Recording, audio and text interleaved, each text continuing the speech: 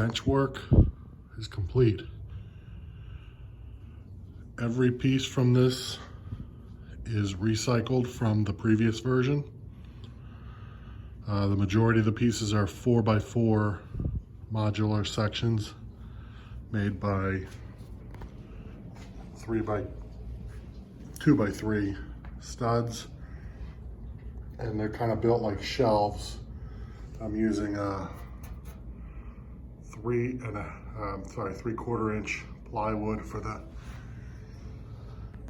top, which is drastic overkill, but it's strong. It's not going anywhere.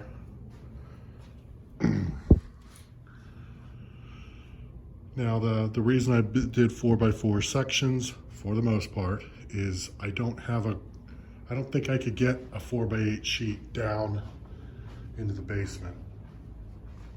So I built it in 4x4s. Now that's not 100%. If you see in the middle here, this is really a 4x6. And I believe on the previous layout, that was down there. Could be wrong, not sure. So out of the 9 pieces, 6 of them were able to be mounted up with no modification at all. 3 of them needed to be, I don't know, changed.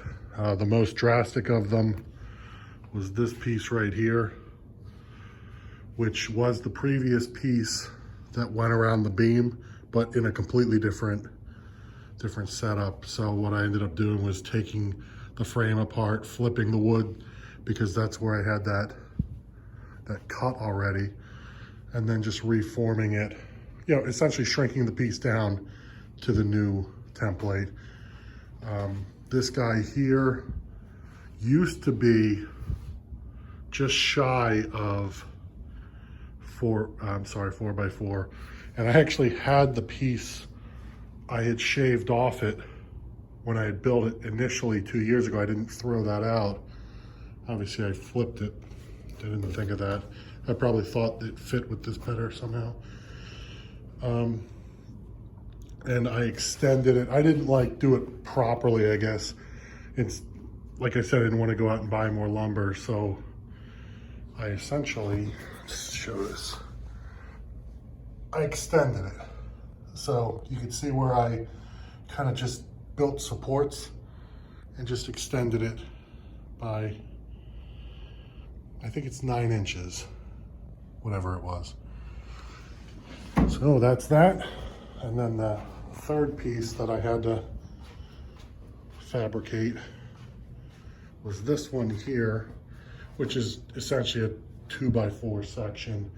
This used to be, so imagine a straight line where that black is.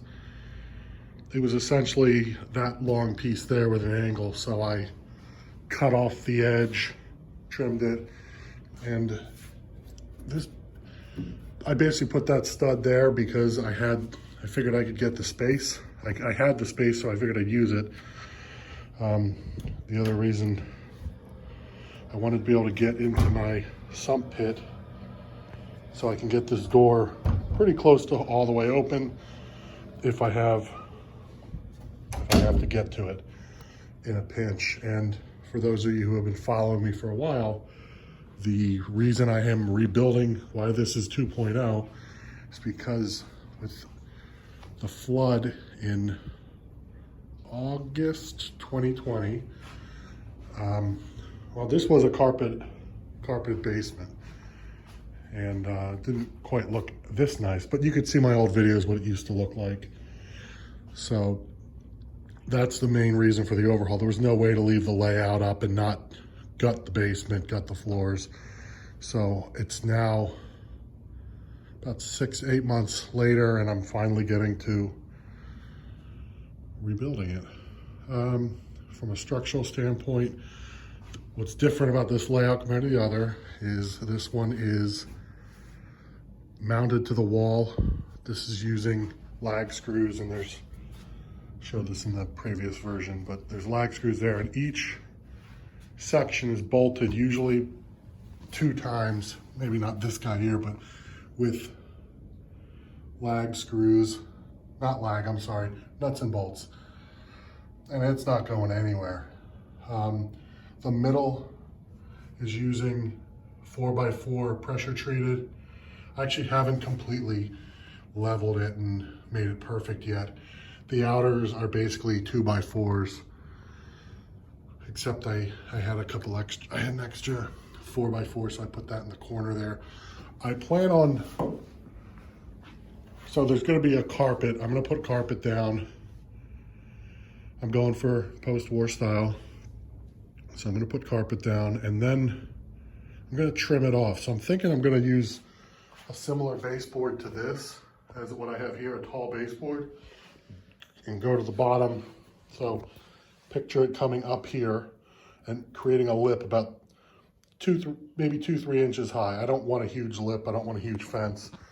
So first comes the carpet, then I'm gonna trim it off with baseboard. And then on the inside, so I'm gonna have a little fence here. On the inside, I'm gonna do quarter round. And if I have the time, I'll find the picture of the layout who inspired me to do that.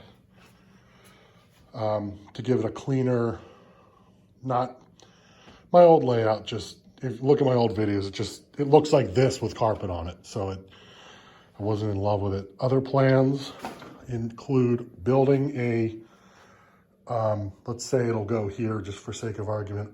The control panels are gonna be in a drawer that slides out here, or haven't decided yet, possibly here.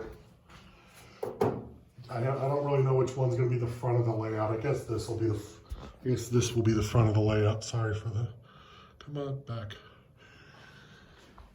So wherever I put it doesn't really matter, but it's gonna be in a sliding drawer where I have my transformers and my controls. And I'll have like a wiring system that can handle being flexed in and out. But it's more just to be more efficient with the space. If you look at my old videos, you'll see the layout came to right about where that TV was, went all the way there, all the way to the edge there where it is now. It wasn't against the wall, it was about 18 inches off the wall. But it was nice and long, and it actually dog boned in here a bit. It didn't come out this far, except down at the end. But it basically took the entire use of the basement away. It was nothing but a, train room. So now, as a new father, when I had a chance to rebuild it, I didn't think it would be a great idea to take up the whole basement again. And you might be able to argue that even this is too big, but modular sections, I could always shrink it down. So if I needed to shave 2 feet off of this, I could, I'm not gonna say easily, but I can shave 2 feet off of this edge here and rebuild these pieces to make them smaller and buy another couple more feet. But the idea was that I'd have this open area here, sorry for the mess, of, for whatever. It could be a playroom, it could be, put a couch in here, all kinds of stuff. This wall here will have my aluminum, I can't remember the name of them, the aluminum train shelves. They still got the holes in the wall from that. Those are going back up there, and I keep another row of them up there for my overall storage. Other plans include, I'm gonna have like an IKEA style 2x4 Kallax, I think, Kallax cube for storage. And then once that's there, I'm gonna extend the layout just for sidings from the main loop. I'm gonna have either like accessories here, or like a siding and accessories, or just accessories. I'm showing you a blank wall, I know it's exciting. So that, I'm not doing that right away. The other thing I wanna do is figure out a way, I don't know how I could do this, but I wanna make it look more like a cabinet and less like I just mounted a shelf to the wall. So I'm gonna put up some sort of, I don't know, boarding or kind of make it look like a cabinet, like it's more permanent. And I'm still, I mean, there's tons of storage room down here. So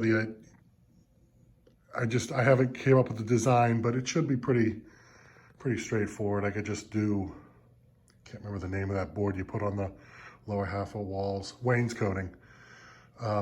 Maybe do wainscoting and kind of reinforce it, or just build like little, make these all big doors. I know some guys do shelves here, but if I do shelves, then I lose a lot of effective storage space.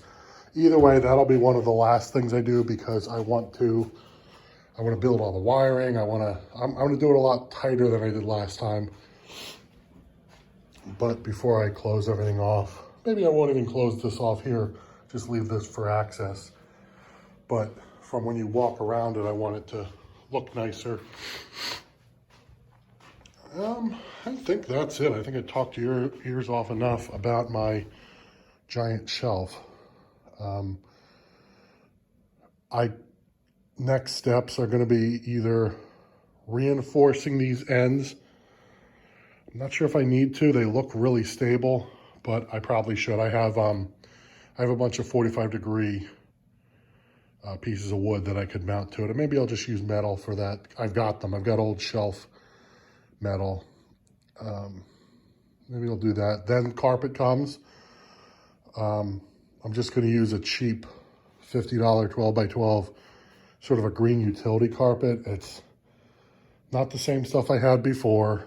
I liked what I had before, but I couldn't find it this time, and I'm not going to spend $200-300 on carpet for a post-war style layout. Oh, speaking of things I plan on doing, on some of the forums like O-Gauge, tips and tricks,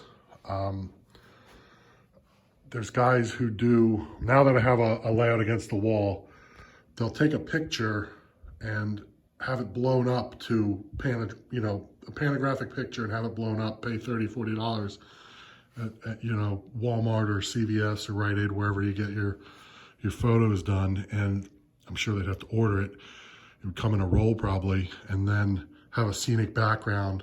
There's some really cool stuff out there that probably won't be a day one thing. I actually haven't gone out and taken the pictures yet, but I think it'd be cool to have, a little background and make it look like a little more realistic. But happy with how this turned out so far. Obviously, I got concerns about noise transferring through the walls, so I need to be careful about how tight I make the track to the layout. I have to keep it loose enough that it doesn't transfer noise into the wood, and therefore the walls. And I'm not sure if the wood on the floor is going to create a new.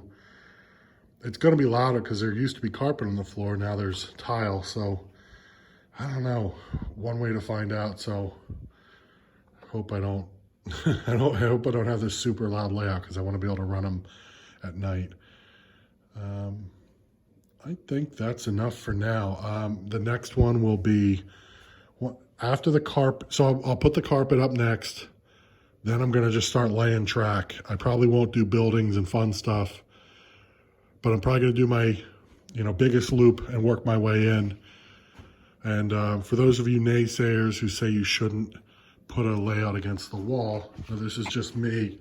I'm tall, but I can reach to here, which is almost halfway.